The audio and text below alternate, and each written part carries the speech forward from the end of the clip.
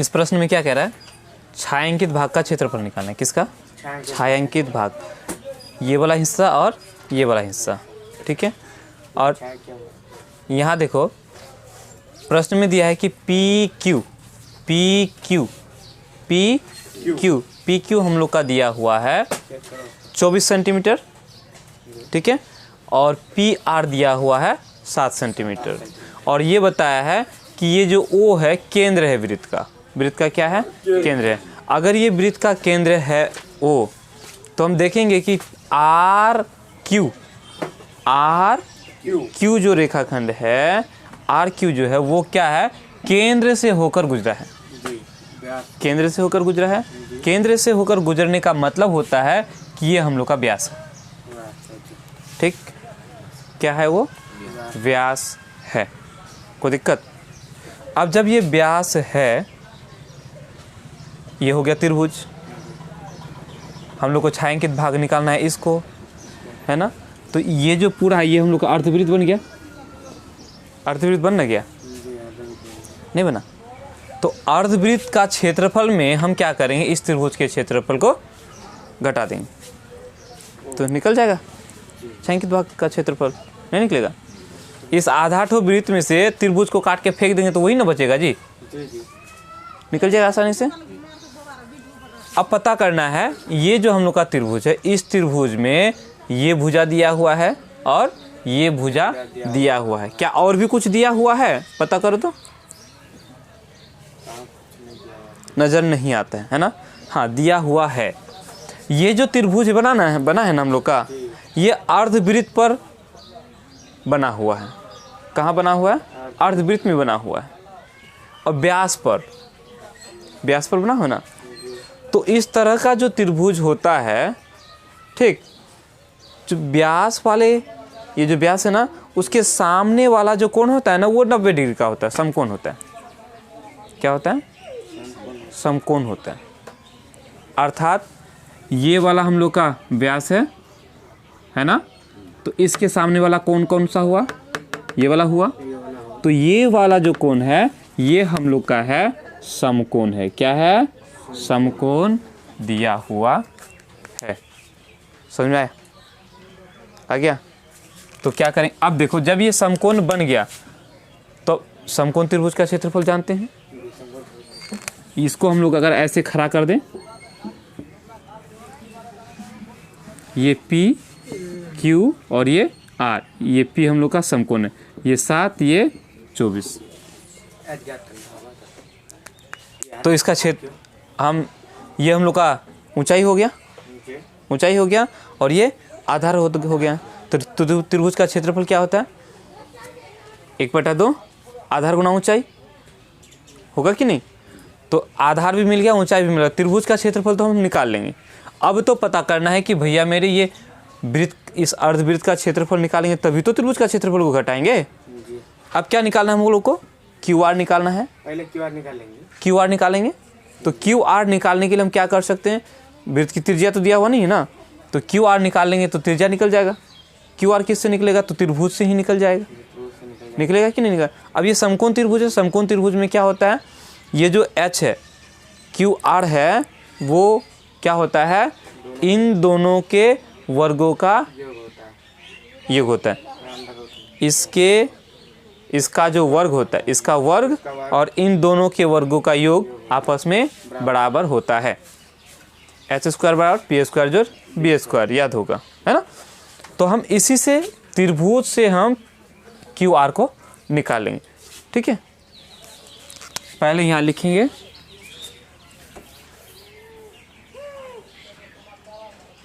हल दिया है। क्या क्या दिया हुआ है?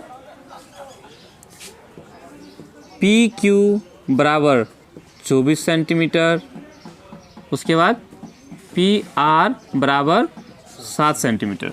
हम कहेंगे चूंकि त्रिभुज कौन सा? PQR,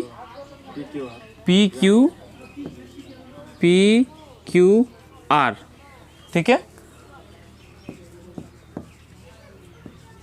अर्धवृत्त पर बना है ना, तथा ये जो क्यू आर है, क्यू आर क्या है, व्यास है। जब ये व्यास है तो हम बोलेंगे इसीलिए जो है कोण आर पी क्यू बराबर होगा 90 डिग्री। इस बात को याद रखोगे, ठीक है। अर्धवृत्त पर त्रिभुज बना है, व्यास पर है, तो व्यास के सामने वाला जो कोण होगा वो समकोण होगा, ठीक। समकोण हो गया। अब हम इसी समकोण त्रिभुज को लेकर के हम इसका त्रिज्या निकालेंगे। तो लिखेंगे त्रिभुज पी क्यू आर में, करेंगे कि नहीं। ये क्यू आर क्या हो जाएगा, क्यू आर क्या हो जाएगा, अंडर रूट पी स्क्वायर जोड़ बी स्क्वायर, मतलब पी क्यू पर स्क्वायर जोड़ पी आर पर स्क्वायर हो जाएगा। तो हम निकालेंगे पी क्यू कितना है मेरा 24 नहीं, और पी आर 7। आगे बढ़ाएंगे, 24 का स्क्वायर होता है 576, 7 का स्क्वायर होता है 49, तो कुल मिलाकर के बात हो गया 625। अब 625 का वर्ग निकालेंगे, हो गया 25, नहीं हो गया। तो हम लोगों का क्यू आर निकल गया। क्यू आर हम लोग का क्या है, व्यास है। क्यू आर व्यास है, तो इसीलिए क्या हो जाएगा, तो त्रिज्या बराबर क्या हो गया,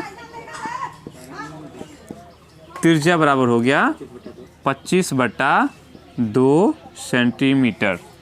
फिलहाल इसको इतना ही रखना, सेंटीमीटर में है ना सब।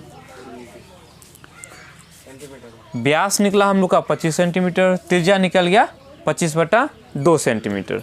अब आगे अब हम जो निकालेंगे, अब छायांकित भाग का क्षेत्रफल कर देते हैं डायरेक्ट।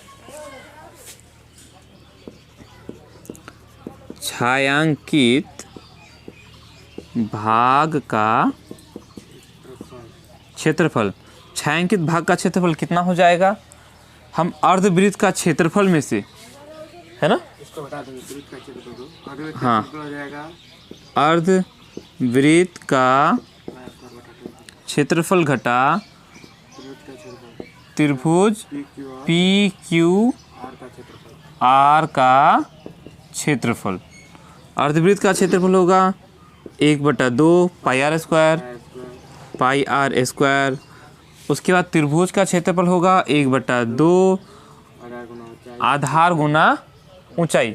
आधार है मेरा पी आर, है ना, और ऊंचाई है मेरा पी क्यू, यही ना है। अब हो गया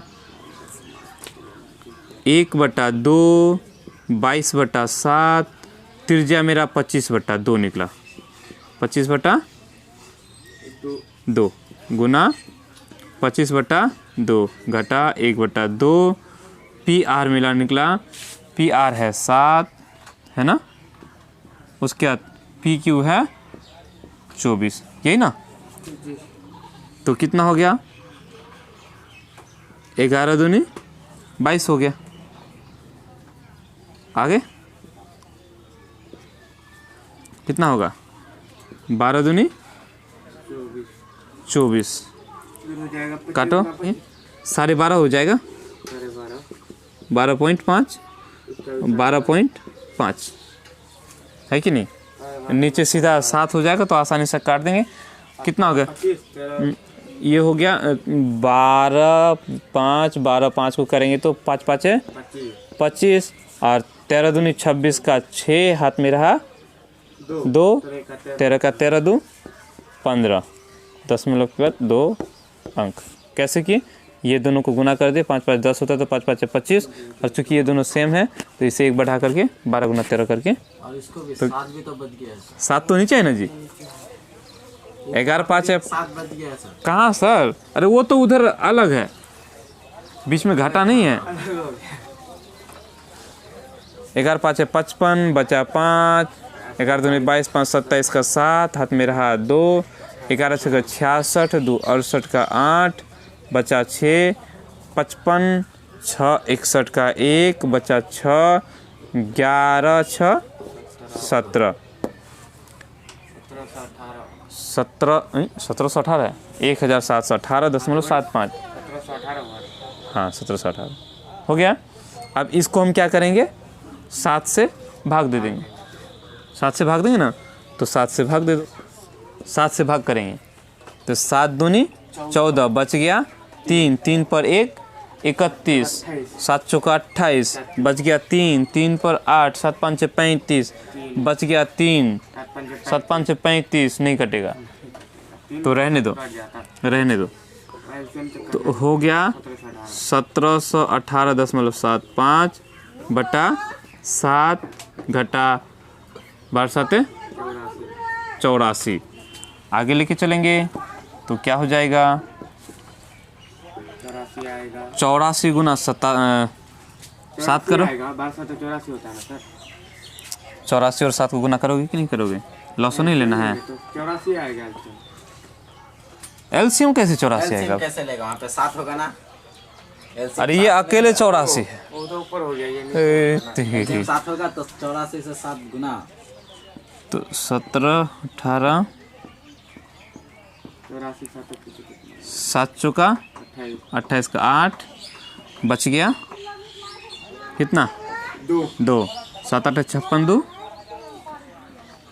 58, नहीं हुआ। अब घटा दो, ये बड़ा है तो 0.75 तो रह जाएगा, 0, 11 में से 8 गया 3, 6 में से 5 गया 1, छोड़ दें कितना में, सेंटीमीटर स्क्वायर।